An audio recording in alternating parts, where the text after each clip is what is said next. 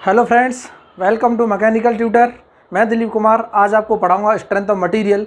जैसा कि आप सबको पता है, हमारा स्ट्रेंथ ऑफ मटेरियल में टॉपिक चल रहा है स्ट्रेस एंड स्ट्रेन, और हमने लास्ट क्लास में पढ़ा था इलास्टिक कांस्टेंट्स के बारे में। क्लियर है? इतना सबको क्लियर है? तो आज हम वहीं से आगे कंटिन्यू करेंगे। हमने स्ट्रेन के बारे में पढ़ लिया था लास्ट क्लास में कि नॉर्मल स्ट्रेन क्या होती है, शियर स्ट्रेन क्या होती है। नॉर्मल में भी हमने 3 कैटेगरी की स्ट्रेन पढ़ी थी, लॉन्गिट्यूडनल स्ट्रेन, लेटरल स्ट्रेन और वॉल्यूमेट्रिक स्ट्रेन। इनका नेचर भी देखा था हमने, टेंसाइल हो सकता है, कंप्रेसिव हो सकता है। क्लियर है? तो आज हम यहीं से स्टार्ट करेंगे। आज मैं बताऊंगा आपको कि अगर मैं ट्राई एक्सियल लोडिंग लगाता हूं किसी भी मेंबर पे, तो उस केस में वॉल्यूमेट्रिक स्ट्रेन एक साथ अगर हमें निकालना हो तो कैसे निकालेंगे। मींस हर डायरेक्शन में जो स्ट्रेन होगी, X direction, Y direction, Z direction, उनमें क्या क्या स्ट्रेन आएगी, कौन कौन सी स्ट्रेन आएगी, वो हम आज डिस्कस करेंगे। इसको डिस्कस करने से पहले मैं पूछना चाहूँगा, आप लोग कैसे हो?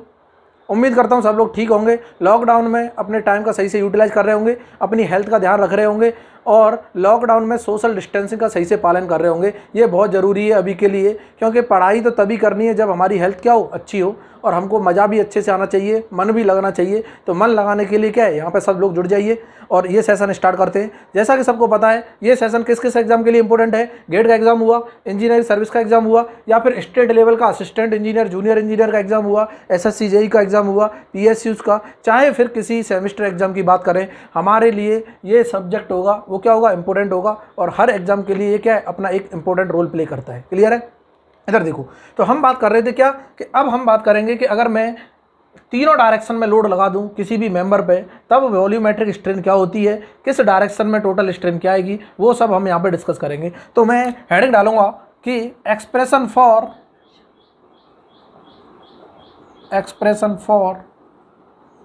Volumetric strain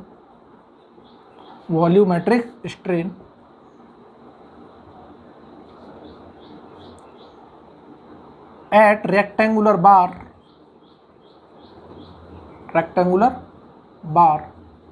under triaxial state of stress, under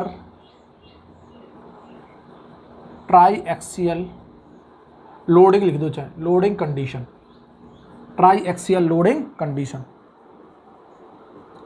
इसका मतलब मैं तीनों डायरेक्शन में अगर लोड लगाता हूं किसी भी रेक्टेंगुलर बार पे, तो वहां पे हमको स्ट्रेन क्या देखने को मिलेगी। एक्स डायरेक्शन की स्ट्रेन चेक करेंगे, वाई डायरेक्शन की स्ट्रेन चेक करेंगे, जेड डायरेक्शन की करेंगे, और फिर निकालेंगे वॉल्यूमेट्रिक स्ट्रेन। इधर देखते रहना कि हमने बात की रेक्टेंगुलर बार की। मैं एक रेक्टेंगुलर बार बना रहा हूं। सबको क्लियर होगा? इधर दिखाई दे रहा होगा सबको? क्लियर है? ये कोई रेक्टेंगुलर बार है, इस तरह का है, हमने बना लिया लोड। क्या इतना क्लियर? सबको दिख रहा है? रेक्टेंगुलर बार है। इसकी डायमेंशन ही बता देता हूं मैं। ये अगर मैं बोलता हूं इनिशियल लेंथ है इसकी कुछ L, तो इसकी लेंथ मान लेते L। इसकी कुछ विड्थ भी होगी, ये हमने क्या मान ली, ये विड्थ है B, और इसको बोल दिया ये क्या है, इसकी थिकनेस है T। क्या इतना क्लियर सबको? बिल्कुल क्लियर है। ठीक है, हमने डायमेंशन ले ली। एक्स डायरेक्शन में डायमेंशन क्या है, L है, वाई डायरेक्शन में क्या है, थिकनेस है, और जेड डायरेक्शन में क्या है, बी है। तो अगर मैं इनकी डायमेंशन में यहाँ पे दिखाना चाहता हूँ, यहाँ देख लो कि मैं इस डायरेक्शन को क्या मान रहा हूँ, वाई डायरेक्शन। ये क्या है, इस डायरेक्शन में एक्स है, और इस डायरेक्शन में क्या है, जो हमारी जेड। ये हमने कोऑर्डिनेट्स भी रिप्रेजेंट कर दिए। अब मैं यहाँ पे लोड लगा रहा हूँ। लोड अगर मैं लगाऊंगा तो एक्स डायरेक्शन में लोड लगेगा, उसे मैंने बोल दिया कोई PX लोड लगा हुआ है। क्लियर है? वाई डायरेक्शन में अगर मैं लोड लगाऊंगा तो क्या लगा है, PY लगा है। और जेड डायरेक्शन में अगर लोड लगाऊंगा तो इस डायरेक्शन में लगेगा, इसको हम बोल देते हैं PZ। क्लियर है ना? क्या इसकी वजह से स्ट्रेन आएगी? बिल्कुल नहीं आएगी। इधर देखते रहना, ये लोड जो हमने लगाए हैं एक ही डायरेक्शन में लगाए, ये दोनों डायरेक्शन में होने चाहिए। इधर भी PX लगा होना चाहिए, तभी तो इस मेंबर को हम डिफॉर्मेबल बोलेंगे। क्या है कि दोनों ये खींच रहा है तब डिफॉर्म हो रहा है। इसको भी मैं लगा रहा हूँ तब भी डिफॉर्म हो रहा होगा, तो PY इधर भी जा रहा होगा, बिल्कुल जा रहा होगा, और इधर में लगाऊंगा तो इधर भी कहीं जा रहा होगा, PZ बिल्कुल जा रहा होगा। ये है हमारी एक्चुअल स्टेट ऑफ स्ट्रेस, यहाँ से निकल के आएगी। क्योंकि स्टेट ऑफ स्ट्रेस को बनाने के लिए मैंने बताया था कि इक्विलिब्रियम कंडीशन भी होनी चाहिए, तभी स्टेट ऑफ स्ट्रेस को हम क्या करते हैं, डिफाइन करते हैं। क्लियर है ना? इधर देखो, तो यहाँ इक्विलिब्रियम कंडीशन डिफाइन है। क्या ये फील नहीं होता कि ये जो लोड लगे हुए हैं P X, P Y, P Z, ये सारे लोड नॉर्मल डायरेक्शन में लग रहे हैं। नॉर्मल मतलब इस प्लेन ऑफ क्रॉस सेक्शन की बात करता हूँ तो नॉर्मल है इस प्लेन ऑफ क्रॉस सेक्शन में, इस प्लेन ऑफ क्रॉस सेक्शन की बात करता हूँ ये इसके नॉर्मल है, और ये वाले प्लेन ऑफ क्रॉस सेक्शन की बात करता हूँ तो ये इसके नॉर्मल है। इसका मतलब ये हुआ ये खींचने की कोशिश कर रहे हैं तो नॉर्मल टेंसाइल लोड लगा हुआ है ईच एंड एवरी डायरेक्शन में। ये तो हमको क्लियर हो गया। तो हमको एक चीज़ क्लियर हो गई कि इनकी वजह से नॉर्मल स्ट्रेस तो आएगी तीनों प्लेन में, तीनों डायरेक्शन में नॉर्मल स्ट्रेस आएगी। वो क्या है वो चेक कर लेते। मैं अगर बात करता हूँ सर कि एक तो सिग्मा एक्स आ रहा होगा, और सिग्मा एक्स जो होगा कि सर एक्स डायरेक्शन में लोड लगा पी एक्स, और एक्स डायरेक्शन का जो क्रॉस सेक्शन एरिया है वो ये है, देखो बी इंटू टी, मैं डायरेक्टली लिख दूँ बी टी होगा, बिल्कुल होगा। अगर मैं सिग्मा वाई की बात करता हूँ तो सर पी वाई लोड लग रहा है वाई डायरेक्शन में, ये पी वाई है, और इसका जो एरिया है क्रॉस सेक्शन एरिया ये है लेंथ इंटू विड्थ, तो मैं एल इंटू बी लिख दूँ, कोई दिक्कत नहीं है, बिल्कुल ठीक है।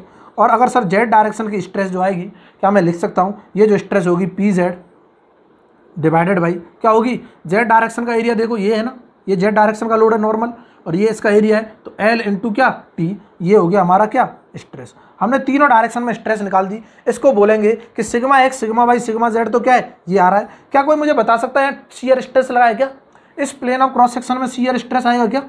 बिल्कुल नहीं आएगा। शियर स्ट्रेस तब आएगा जब शियर लोड लगाओ, या तो ऐसे लगाओ या फिर ऐसे लगाओ। इस प्लेन ऑफ क्रॉस सेक्शन में एक ही लोड है जो नॉर्मल है, तो कोई शियर लोड नहीं है। यहाँ पे भी शियर लोड नहीं है, यहाँ पे भी शियर लोड नहीं है। इसका मतलब प्लेन ऑफ क्रॉस सेक्शन में शियर स्ट्रेस हमने एक्ट नहीं की है। अंदर कहीं ना कहीं मेंबर में जरूर आ रही होगी, उसको हम देखेंगे आगे जब प्रिंसिपल स्ट्रेस स्ट्रेन में पढ़ेंगे। क्लियर है ना? अंदर मेंबर की बात नहीं हो रही, अभी हम इसी की बात कर रहे हैं जो हमारे प्लेन ऑफ क्रॉस सेक्शन में लगा हुआ है। क्लियर है ना?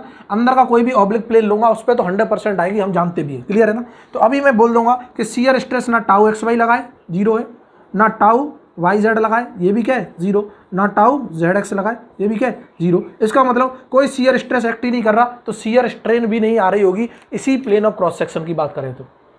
क्लियर है ना? अंदर ऑब्लिक प्लेन पे आएगी, जरूर आएगी, 100% आएगी। वो हम डिस्कस करेंगे जब प्रिंसिपल स्ट्रेस और स्ट्रेन पढ़ेंगे। अभी के लिए हम क्या देख रहे हैं? हम देख रहे हैं वॉल्यूमेट्रिक स्ट्रेन। क्लियर है ना? अभी मैं बात कर रहा हूँ कि सर वॉल्यूमेट्रिक स्ट्रेन निकालने के लिए अगर मैं वॉल्यूमेट्रिक स्ट्रेन निकालना चाहता हूँ, क्या वॉल्यूमेट्रिक स्ट्रेन, वॉल्यूमेट्रिक स्ट्रेन की अगर मैं बात करूं तो अंदा भी बता देगा सर कि वॉल्यूमेट्रिक स्ट्रेन जो होता है, ई वॉल्यूमेट्रिक लिखते थे हम, बिल्कुल लिखते थे। ये होता है कि सर एक्स डायरेक्शन की स्ट्रेस बताओ, स्ट्रेन बताओ, प्लस वाई डायरेक्शन की स्ट्रेन बताओ, प्लस जेड डायरेक्शन की स्ट्रेन बताओ। ये तीनों का समेशन कर दो, हमें वॉल्यूमेट्रिक स्ट्रेन मिल जाता है। ये कहाँ से आया? ये हमने लास्ट क्लास में डिस्कस किया था कि कोई भी स्टूडेंट अगर नया इस सेशन में जुड़ रहा है तो उससे हम्बल रिक्वेस्ट है प्रीवियस लेक्चर जरूर देखे ताकि ये चीज़ें स्मूथली समझ आए। क्लियर है ना? हमने लास्ट क्लास में डिस्कस कर लिया समेशन ही क्यों करते, प्रोडक्ट क्यों नहीं करते। क्लियर है ना? तो इसका समेशन करेंगे। तो अब हमको जरूरी हो गया कि एक्स डायरेक्शन की स्ट्रेस बताओ, वाई डायरेक्शन की स्ट्रेस बताओ, जेड डायरेक्शन की टोटल स्ट्रेन बताओ। क्लियर है ना? एक्स की स्ट्रेन, वाई की स्ट्रेन, जेड की स्ट्रेन से सारी स्ट्रेन बता दो, हम इन सारे का समेशन करके वॉल्यूमेट्रिक स्ट्रेन निकाल लेंगे। ठीक है, इधर दिख रहा कि सर एक्स डायरेक्शन की स्ट्रेन की बात करूं तो एक्स डायरेक्शन में एक लोड लगा है, तो इस लोड को नॉर्मल लोड बोल रहे हैं, तो एक नॉर्मल स्ट्रेन आएगी, बिल्कुल आएगी। सर जो नॉर्मल स्ट्रेन होगी इसी डायरेक्शन में जो लगी होगी इसे लॉन्गिट्यूडिनल बोलते थे, बिल्कुल बोलते थे सर कि जिस डायरेक्शन में लोड लगाओ उसी डायरेक्शन में स्ट्रेन अगर आए तो उसे नॉर्मल लॉन्गिट्यूडिनल स्ट्रेन बोलते थे, बिल्कुल ठीक है। लेकिन सर इसका इफेक्ट क्या इसको कम नहीं कर रहा होगा? देखो अगर मैं इसे खींचता हूँ तो ये मेंबर क्या हो रहा होगा? कम हो रहा होगा, बिल्कुल हो रहा होगा। अगर ये डायमेंशन कम हो रही है इसका मतलब यहाँ लेटरल स्ट्रेन आ रही होगी।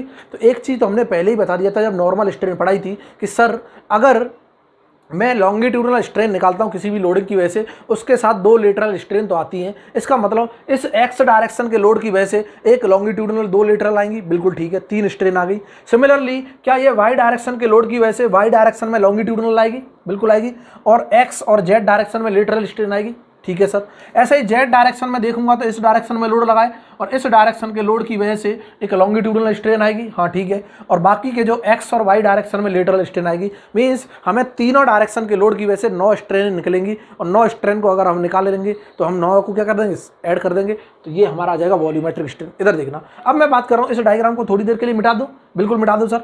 मिटाने के बाद अब हम एक टेबल बनाएंगे, उस टेबल को हम टेबल पे चेक करेंगे कौन कौन सी स्ट्रेन आ रही है, कौन कौन सी नहीं आ रही। क्लियर है ना? यहीं पे बन जाएगी क्या टेबल? इधर देखो, नहीं बन पाएगी क्योंकि इतना बड़ा बोर्ड है नहीं, तो हमको क्या है ये डायग्राम मिटाना पड़ेगा। क्या इतना क्लियर सबको? बिल्कुल क्लियर। इसीलिए बोल रहा हूँ साथ साथ नोट्स बनाते चलो, ताकि कोई भी चीज़ अगर देखनी हो तो अपने नोट्स में क्या है बाद में देख सकते हो। क्लियर है? इधर देखो, अब मैं बात कर रहा हूँ किसकी, एक मैं टेबल बना रहा हूँ, इसको मिटा देता हूँ। ये हमको स्ट्रेस कंडीशन पता चल गई, क्लियर है ना। अब हम टेबल बनाएंगे एक, जो क्या होगी, एक तो हमको लोड दिखा रही होगी किस डायरेक्शन में लगा है, और हम स्ट्रेन निकालेंगे एक्स वाई जेड डायरेक्शन में। तो मैं इस तरह से बना रहा हूँ कि हमने पहले स्ट्रेन निकालना है, स्ट्रेन में इस डायरेक्शन में देखूंगा, और मैं अगर बात करता हूँ लोड की, लोड, तो लोड का जो डायग्राम होगा इधर दिखाई देगा। तो इस तरह से एक टेबल हमने बना रखी है। लो,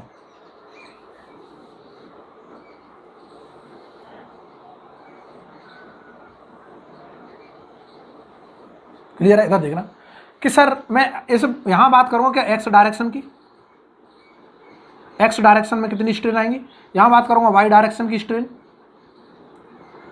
यहाँ बात करूँगा मैं जेड डायरेक्शन की strain. Different loading condition, loading condition देख लो क्या क्या है। सर ये मेंबर था रेक्टेंगुलर मेंबर, इसमें लोड अगर एक्स डायरेक्शन में लग रहा होगा तो पी एक्स लग रहा होगा, बिल्कुल लग रहा होगा, ये लोड लगाया था हमने, बिल्कुल ठीक है, क्लियर है। दूसरा लोड मैं चेक करूंगा कि अगर इसके लोड की वजह से क्या आ रहा है, थोड़ा सा इसको छोटा बना लो,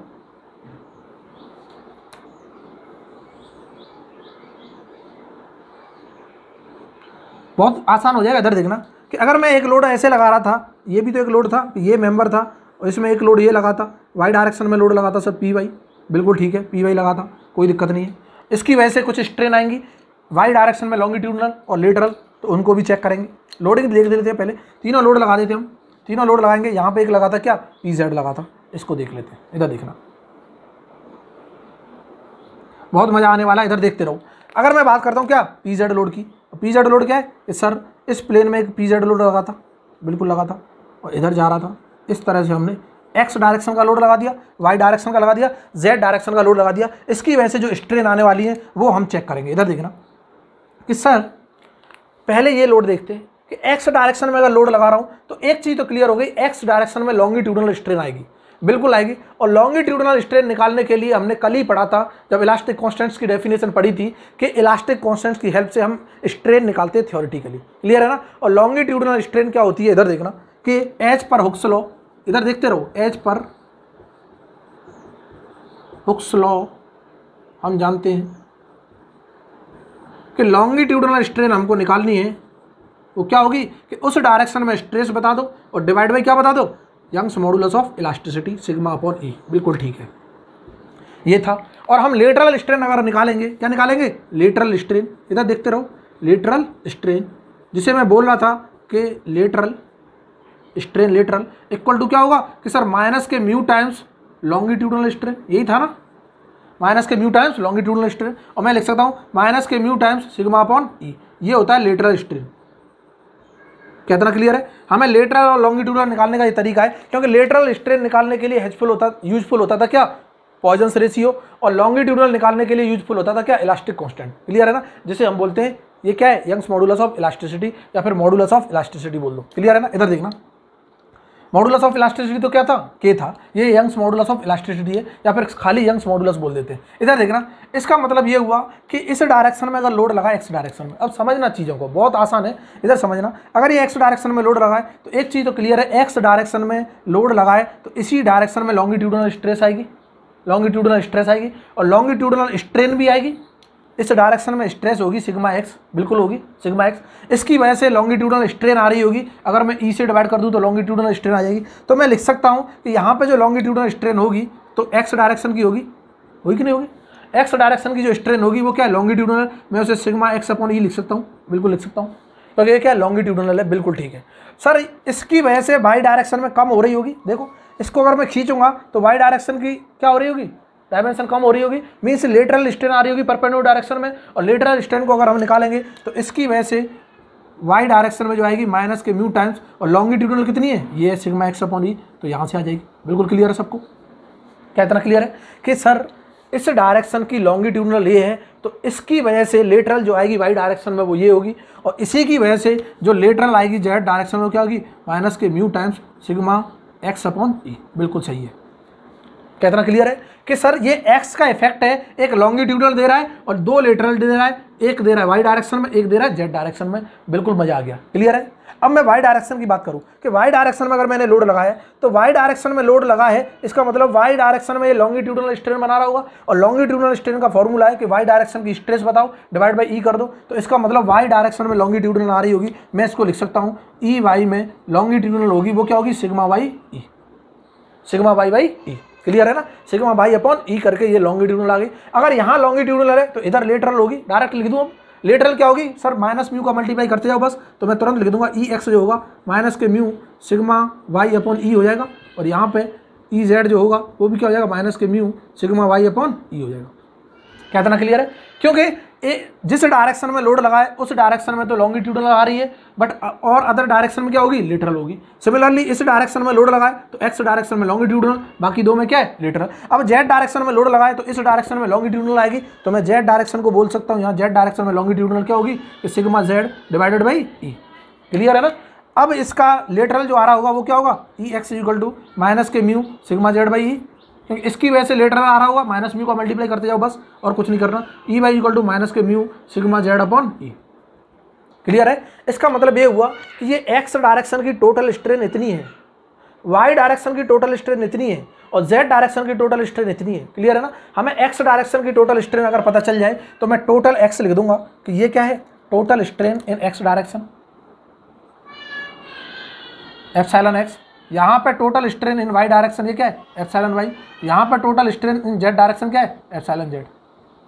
कितना क्लियर है। Epsilon Y epsilon X epsilon Z ये क्या आ गई टोटल स्ट्रेन, और इन सब का समेशन कर दूंगा वॉल्यूमेट्रिक स्ट्रेन आ जाएगी। बिल्कुल सही है सर, इधर देखते रहो।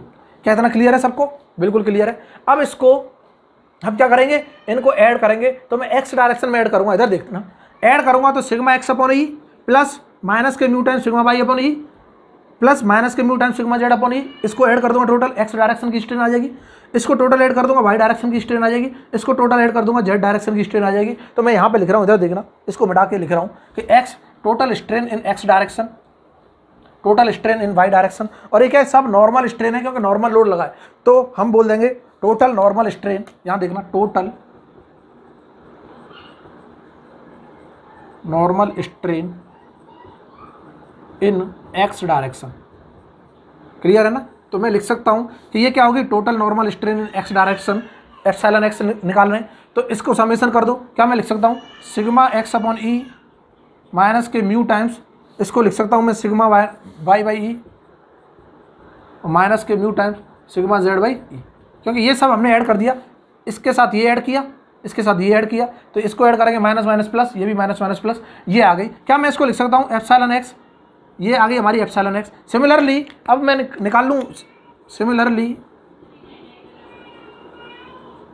सिमिलरली क्या मैं वाई डायरेक्शन की स्ट्रेन निकाल सकता हूँ। क्या वाई डायरेक्शन की जो स्ट्रेन होगी वो क्या होगी, ऐड करूँ, इसको ऐड करेंगे, इसको ऐड करेंगे तो देखो माइनस के mu times sigma Y by sigma X है ना, ये माइनस के म्यू टाइम्स क्या आ रहा है सिग्मा एक्स बाई ई। ये देखो वाई डायरेक्शन की ऐड कर रहे हैं ना, ये आ गई प्लस, मैं लिख दूँ सिग्मा वाई बाई ई और माइनस, ये प्लस करेंगे तो ये माइनस हो जाएगा म्यू टाइम्स, ये देखो mu times sigma Z upon E, तो हम लिख देंगे सिग्मा जेड अपॉन ई। कितना क्लियर है। तो इसको मैं सिंप्लीफाई करके ये भी लिख सकता हूँ कि इसको पहले ले आऊँ प्लस वाले को sigma Y by E minus के mu sigma x upon E minus के mu sigma Z upon E. Clear है। क्या एक फील नहीं हो रहा कि जब भी मैं एक्स डायरेक्शन की बात कर रहा था तो एक्स डायरेक्शन की लॉन्गिट्यूडनल स्ट्रेन ये रही, उसमें से माइनस कर दे रहा हूँ लेटरल स्ट्रेन, वही आ रहा है summation total. Similarly Y direction की लॉन्गिट्यूडनल और इनको माइनस कर दे रहा हूँ लेटरल को। क्लियर है ना। सिमिलरली मैं जेड डायरेक्शन की लिख दूंगा, लो इनको ऐड करके ये आएगा result sigma z by E minus के mu times sigma z by E minus के mu times sigma z by E. Clear है ना। और ये आ गई हमारी total normal strain x direction में, वाई डायरेक्शन में, जेड डायरेक्शन में। इसको मैं इक्वेशन मान रहा हूँ 1, जो हमने वॉल्यूमेट्रिक को माना, इसको मैं इक्वेशन मान ले रहा हूँ क्या पूरी को टोटल 2। क्लियर है ना। ये पूरी टोटल जो स्ट्रेन निकल के आई है इसको हमने इक्वेशन 2 मान लिया, इसको इक्वेशन 1 मान लिया। क्या मैं इक्वेशन 2 की हेल्प से किसी भी डायरेक्शन में टोटल नॉर्मल स्ट्रेन निकाल सकता हूँ under any axial state of stress, या फिर under any state of stress की बात करें, कोई सी भी स्टेट ऑफ स्ट्रेस हो, चाहे यूनी एक्सियल हो, चाहे बाई एक्सियल हो, चाहे ट्राई एक्सियल हो। मीन्स अगर ट्राई एक्सियल होगी तो sigma x sigma y sigma z आ जाएगा, और बाई एक्सियल होगी तो सिग्मा एक्स सिग्मा बाई आएगा, सिग्मा जेड 0 हो जाएगा। क्लियर है ना। तो हम यहाँ लिख सकते हैं, इधर देखना इसको मिटा रहा हूँ अब टेबल को, सबको समझ आ गई होगी, कोई दिक्कत नहीं। क्लियर है ना? इधर देखते हैं।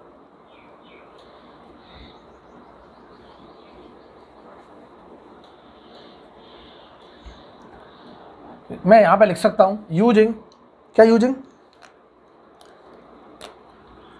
यहां पे लिख दो from equation two we can find the normal strain in any direction under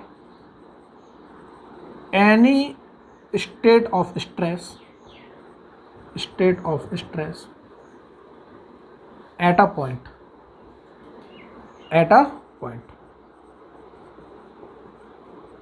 in three mutual perpendicular directions।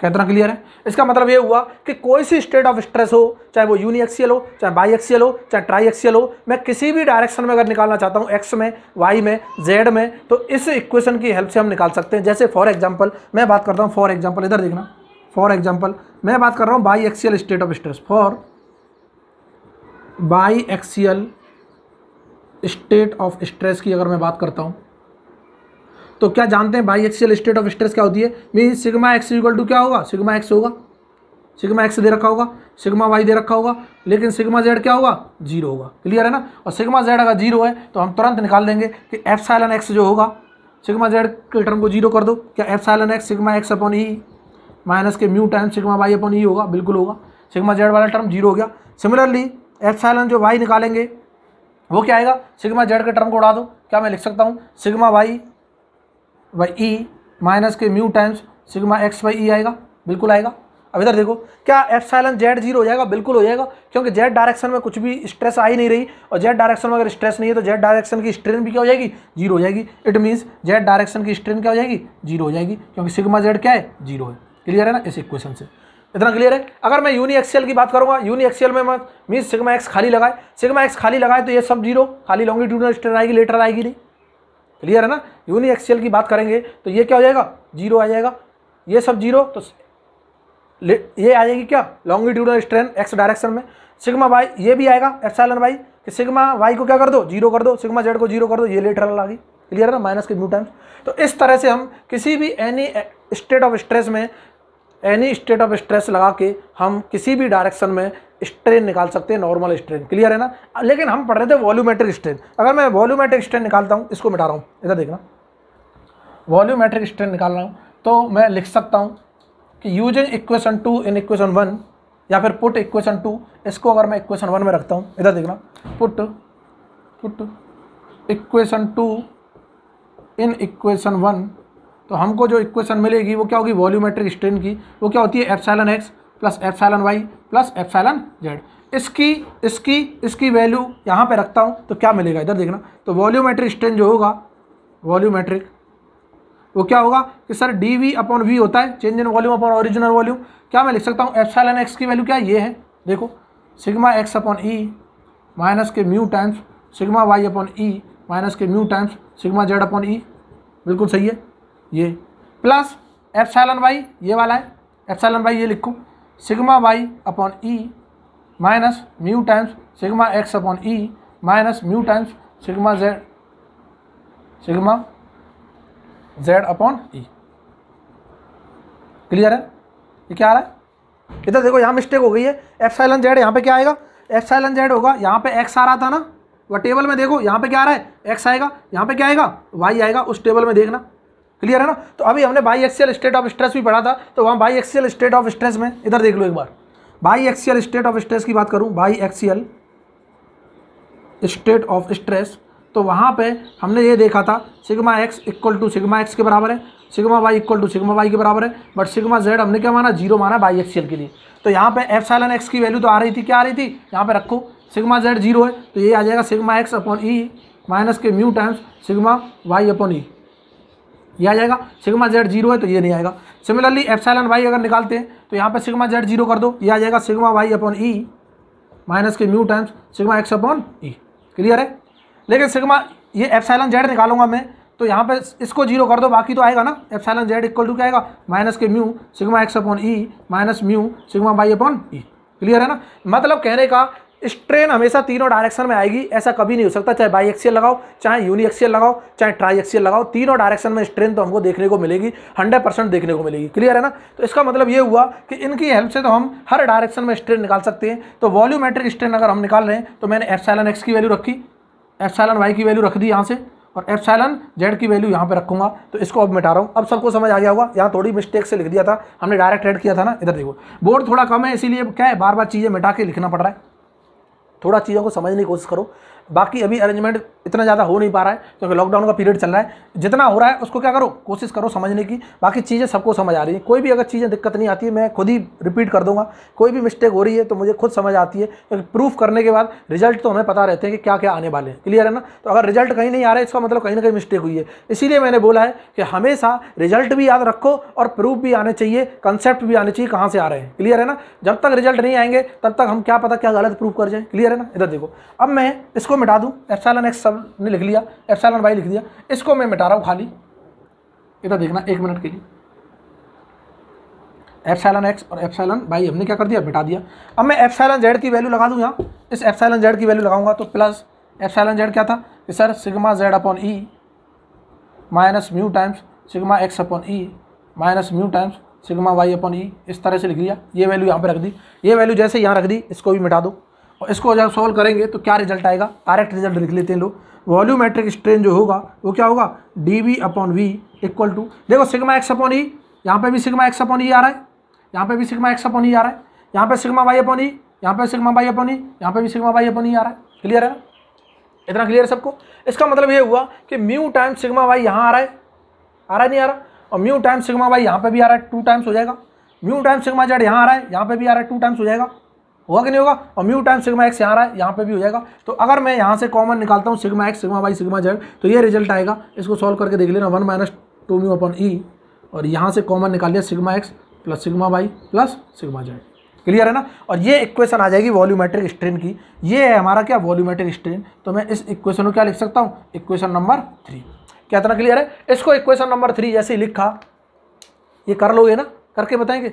इधर देखो, कर लोगे ना, बिल्कुल कर लोगे। अगर किसी को फिर भी नहीं आता तो कमेंट करके लिख देना, किसी क्लास में फिर से डिस्कस कर लेंगे। क्लियर है ना। बाकी ऐड करके कॉमन लेके इस रिजल्ट को लिखना है। ये रिजल्ट इंपॉर्टेंट है, मोस्ट इंपॉर्टेंट रिजल्ट क्या है, ये है। इधर देखना, इसकी हेल्प से मैं चेंज इन वॉल्यूम निकाल सकता हूँ और वॉल्यूमेट्रिक निकाल सकता हूँ। तो हम लिख सकते हैं फ्रॉम दिस इक्वेशन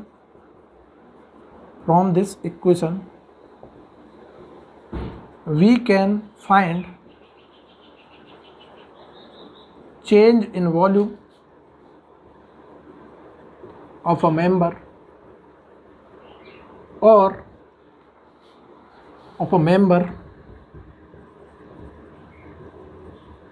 और वॉल्यूमेट्रिक स्ट्रेन फाइंड आउट कर सकते हैं in any state of stress condition.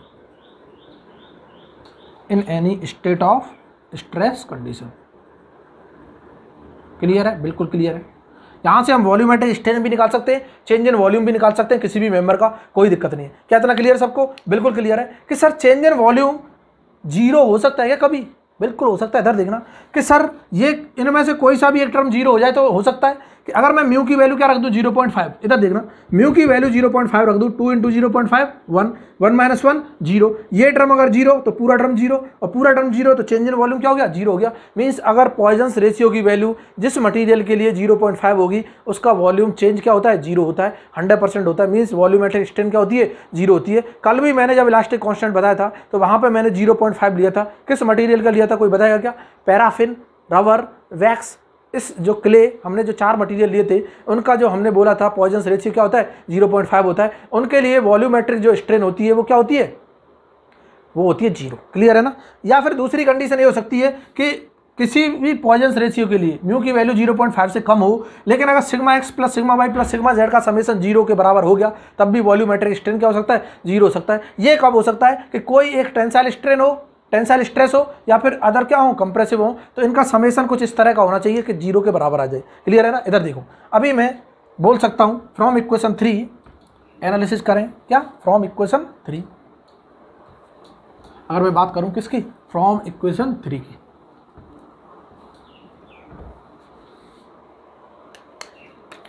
तो हम बोल सकते हैं फ्रॉम इक्वेशन 3 जो चेंज इन वॉल्यूम है वो इक्वल टू 0 हो सकता है इफ म्यू इक्वल टू क्या हो, 0.5 हो, फर्स्ट कंडीशन। सेकंड कंडीशन क्या हो सकती है, change in volume equal to क्या हो सकता है, 0 for any value of Poisson's ratio, कोई भी वैल्यू हो that is mu is less than 0.5 but summation of all the stresses must be equal to क्या होना चाहिए, 0 होना चाहिए। इन दोनों कंडीशन पे चेंज इन वॉल्यूम क्या हो सकता है, 0, और ये कब हो सकता है, means stresses will be in opposite in nature, will be in opposite in nature। इसका मतलब अगर कोई एक टेंसाइल स्ट्रेस है तो अदर क्या होगी, कंप्रेसिव होगी, और इनका नेट इफेक्ट जो आ रहा है वो 0 आ रहा होगा, और नेट इफेक्ट 0 आएगा तो ये टर्म 0 हो जाएगा, और जैसे ये टर्म 0 हुआ तो पूरा ये क्या हो गया, 0 के बराबर आ गया। क्लियर है ना। या फिर दूसरा क्या है, म्यू की वैल्यू 0.5 होगी तो ये टर्म 0 हो जाएगा, और ये टर्म 0 हो गया तो ये भी क्या आ जाएगा, 0 के बराबर आ जाएगा। क्लियर है ना। तो इस तरह से हम देख सकते हैं कि हमारा जो होगा वॉल्यूमेट्रिक स्ट्रेन 0 कब हो सकता है, या फिर चेंज इन वॉल्यूम 0 तब हो सकता है। क्लियर है ना। ये दो कंडीशन है, बहुत इंपॉर्टेंट है। अभी मैं बात करता हूं कि सर इसको अगर मैं वॉल्यूमेट्रिक स्ट्रेन को चेक करना चाहता हूं under hydrostatic state of strain की कंडीशन में, इसमें under hydrostatic state of stress की कंडीशन में, तब क्या होगा वॉल्यूमेट्रिक स्ट्रेन। इधर देखना, अब यहां से मैं एक प्रूफ बता रहा हूं, प्रूफ, क्या प्रूफ ऑफ बल्क मॉडुलस। इधर देखते रहना, बल्क मॉडुलस ऑफ इलास्टिसिटी, जिसको हम के बोलते हैं, और सब जानते हैं कि के क्या होता है, के इक्वल टू होता है sir sigma upon volumetric strain. हम पहले ही पढ़ चुके हैं कि ये जो हमारी है ये कौन सी स्ट्रेस होगी, हाइड्रोस्टैटिक स्ट्रेस होगी, हाइड्रोस्टैटिक स्ट्रेस। और हमने इसको डिफाइन भी कहाँ किया था, इलास्टिक कांस्टेंट में किया था। जिसने लेक्चर प्रीवियस नहीं देखा है उससे मैं रिक्वेस्ट करूँगा वहाँ देख ले, क्योंकि वहाँ पर मैंने ये डिफाइन कर रखा था कि under hydrostatic state of stress, hydrostatic stress divide by volumetric strain is known as क्या है, bulk modulus of elasticity up to proportional limit. ये हमने बताया था। इधर देखना, तो मैं बात कर रहा हूं अंडर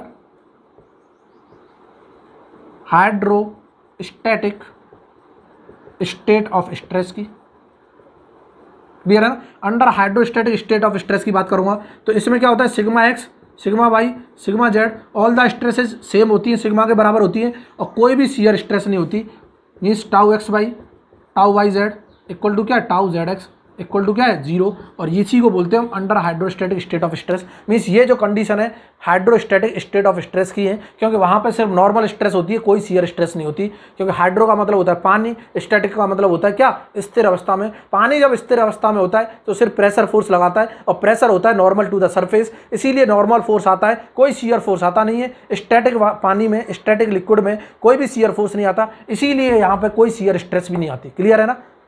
किसी भी सरफेस पे कोई भी शियर स्ट्रेस नहीं आती, तो सारी शियर स्ट्रेस 0 होती है, ये होता है। तो मैं बोलूँगा वॉल्यूमेट्रिक स्ट्रेन, हम जानते हैं वॉल्यूमेट्रिक स्ट्रेन का एक फॉर्मूला पढ़ा था, delta V upon V equal to क्या है, 1 minus 2 mu upon E sigma X plus sigma Y plus sigma Z. Clear है ना। और ये तीनों सेम है तो मैं इसे लिख सकता हूँ 1 माइनस 2 म्यू अपॉन ई, और क्या ये 3 सिग्मा के बराबर हो जाएगा, बिल्कुल हो जाएगा। और क्या मैं लिख सकता हूँ, ये जो वैल्यू होगी वो क्या, डेल्टा वी अपॉन वी के बराबर है, और ये क्या है, वॉल्यूमेट्रिक स्ट्रेन के बराबर है। क्लियर है ना। यहाँ से देखना बहुत शानदार रिजल्ट है। क्या मैं इसको हटा दूँ, खाली वॉल्यूमेट्रिक स्ट्रेन लिखूँ, तो मैं लिख सकता हूँ वॉल्यूमेट्रिक स्ट्रेन जो आ रही है हमारी 1 माइनस 2 म्यू अपॉन ई, और क्या ये 3 सिग्मा के बराबर आ रही है, बिल्कुल आ रही है। क्या मैं ई को इधर ले जाऊँ, ले गया लो, उसके बाद 1 माइनस 2 म्यू को नीचे ले आऊँ, ले आया सर, बिल्कुल ले आया। 3 को भी नीचे ले आऊँ, यहाँ ले आया, ले सकता हूँ ना। इसको इधर लेके गए, इसको नीचे लेके आ गए, 1 माइनस 2 म्यू को भी नीचे लेके आ गए, यहाँ क्या बचा सिग्मा, और इसको इधर लेके आ गए तो क्या मैं वॉल्यूमेट्रिक स्ट्रेन लिख सकता हूँ? क्या सिग्मा अपॉन वॉल्यूमेट्रिक स्ट्रेन हमने डिफाइन किया था under hydrostatic state of stress में, ये किसके बराबर होता है? के बराबर होता है। होता है नहीं होता? ये के बराबर होता है, लेकिन ये प्रूफ कैसे होगा के बराबर होगा कि नहीं होगा? इधर देखो, ये के बराबर प्रूफ कैसे होगा, हमको तो वो देखना है। होता तो के बराबर है, बट ये कैसे प्रूफ होगा? हम जानते हैं कि ये वैल्यू भी क्या है, E अपॉन 2 म्यू। कल हमने इलास्टिक कांस्टेंट लिखा था, जहाँ पे लिखा था E is equal to 2G 1 plus mu के बराबर होता है। होता है कि नहीं होता? E equal to 3K 1 minus 2 mu के बराबर होता है। बिल्कुल होता है। होता है नहीं होता? तो क्या मैं लिख सकता हूँ यहाँ से के की वैल्यू जो होगी E अपॉन क्या हो जाएगी 3 1 माइनस 2 म्यू के बराबर हो जाएगी। क्या मैं इसकी जगह के रिप्लेस कर दूँ? बिल्कुल कर दो सर। और जैसे के रिप्लेस किया तो सिग्मा अपॉन क्या आ गया? वॉल्यूमेट्रिक स्ट्रेन आ गया। और यही क्या था? हमारा बल्क मॉडुलस ऑफ इलास्टिसिटी था। क्या था? क्लियर है? यही क्या था? Bulk modulus of elasticity. या फिर हम इसको अगर प्रूफ कराना हो इस वाले रिजल्ट को, तो इसकी हेल्प से कर सकते हैं, इसको के बोल सकते हैं। तो हम यहाँ से लिख सकते हैं E equal to 3K 1 minus 2 mu. अगर ये वाला रिलेशन प्रूफ कराना हो तो यहाँ पे के को रिप्लेस कर दो, क्योंकि के हमने डिफाइन कर रखा था सिग्मा अपॉन वॉल्यूमेट्रिक स्ट्रेन। और यहाँ से हम बोल सकते हैं कि ये जो रिजल्ट है इस के बराबर है, और के इक्वल टू क्या है? Sigma upon volumetric strain. क्या सबको क्लियर है? बिल्कुल क्लियर है सर। मजा आ गया, बहुत अच्छा लगा आज का सेशन। वाकई में अच्छा लगा है तो सेशन को क्या करना है? लाइक करना है। बीच बीच में ज़्यादा इसलिए डिस्टर्ब नहीं करते ताकि क्या हो, पढ़ाई में कंटिन्यूटी ब्रेक ना हो। इसको पहले से आराम से पढ़ो, इसको समझो, चीज़ों को नोट्स बनाओ साथ ही साथ, फिर देखो मज़ा आता है कि नहीं आता। कहीं भी अगर कोई भी डाउट होता है कमेंट सेक्शन में ज़रूर पूछो कि सर ये डाउट है, ये डाउट हमारा क्लियर नहीं हुआ। मैं ज़रूर कमेंट सेक्शन में डाउट को क्या करूँगा? क्लियर करूँगा। क्लियर है? तो ये था, हमने वॉल्यूमेट्रिक स्ट्रेन पढ़ लिया डिफरेंट लोडिंग कंडीशन के लिए, try axial state of stress के लिए, नॉर्मल स्ट्रेन जो होती है एक्स डायरेक्शन में, वाई डायरेक्शन में, जेड डायरेक्शन में क्या क्या होती है वो सब हमने निकाल लिया। क्लियर है ना? तो यहाँ से हम स्ट्रेन के बारे में भी सीख गए, स्ट्रेस के बारे में भी सीख गए। अब इनके इफेक्ट देखेंगे। इफेक्ट क्या होगा कि कितना डिफॉर्मेशन होगा, कौन सा लोड लगाते हैं तो क्या डिफॉर्मेशन होगा, कितनी एनर्जी स्टोर होगी जिसे हम स्ट्रेन एनर्जी बोलते हैं, किस किस कंडीशन में क्या क्या स्ट्रेन डेवलप होंगे, क्या क्या एलोंगेशन आएंगे, क्या क्या डिफॉर्मेशन आएंगे, कि अगर मैं नॉर्मल एक्सियल लोड लगाता हूँ सेल्फ वेट की वजह से क्या आएगा, वो सारी चीज़ें अब धीमे धीमे हम क्या करेंगे? सीखेंगे। और यहाँ से स्टार्ट हो जाता है मोस्ट इंपॉर्टेंट पार्ट। लेकिन ये तभी समझ आएगा, इससे प्रीवियस लेक्चर जिसने देखे होंगे, इससे पहले के लेक्चर जिसने नहीं देखे हैं उसको समझ नहीं आएगा। मैं फिर बोल रहा हूँ, इसीलिए मैं उससे हम्बल रिक्वेस्ट कर रहा हूँ, जो लोग आज के सेशन में नया जुड़े हैं उनसे बोलूँगा कि वो पहले के लेक्चर जरूर देख लें। ये हमारा शायद लेक्चर नंबर क्या है? 13 है। तो हमने इससे पहले 12 लेक्चर कर रखे हैं, उनमें हमने बेसिक सीखा है। क्योंकि जब तक बेसिक समझ नहीं आएगा किसी भी सब्जेक्ट का, तब तक हम आगे सब्जेक्ट को आगे फर्दर नहीं पढ़ सकते। ये तो अब क्या है, कैलकुलेशन कर रहे हैं, बाकी बेसिक तो क्या हमने सीख लिया है। क्या इतना क्लियर सबको? बिल्कुल क्लियर है। तो आज के लिए इतना ही सफिशिएंट है। अब नेक्स्ट लेक्चर स्टार्ट करेंगे अगली क्लास से, उसमें पढ़ेंगे हम डिफॉर्मेशंस क्या होते हैं, कुछ क्वेश्चंस भी सॉल्व करके देखेंगे और फिर मज़ा आ जाएगा। और जैसे ही मज़ा आ जाए तो लाइक कर देना वीडियो को, चैनल को क्या करना है? सब्सक्राइब करना है, बेल आइकन को प्रेस करना है ताकि लेटेस्ट नोटिफिकेशन मिल जाए, और शेयर करना भूलना नहीं है। क्योंकि तुम्हारा टारगेट क्या है होना चाहिए? ये तुम्हारा टारगेट है, तुम्हारा चैनल है, तुमको 1000 सब्सक्राइबर बनाने हैं ताकि तुमको इजीली हर क्वेश्चन अवेलेबल करा दूं, हर कंटेंट अवेलेबल करा दूं ऑनलाइन के जरिए, हर चीज़ों को क्या कर दूं? आसान कर दूं, ताकि हम लाइव क्लासेज को क्या कर सकें? अरेंज कर सकें। क्लियर है? इतना ध्यान में रखो। और कुछ मांगा नहीं किसी से, इससे ज़्यादा कुछ मांगने की उम्मीद भी नहीं रखी। क्लियर है ना? Thank you so much.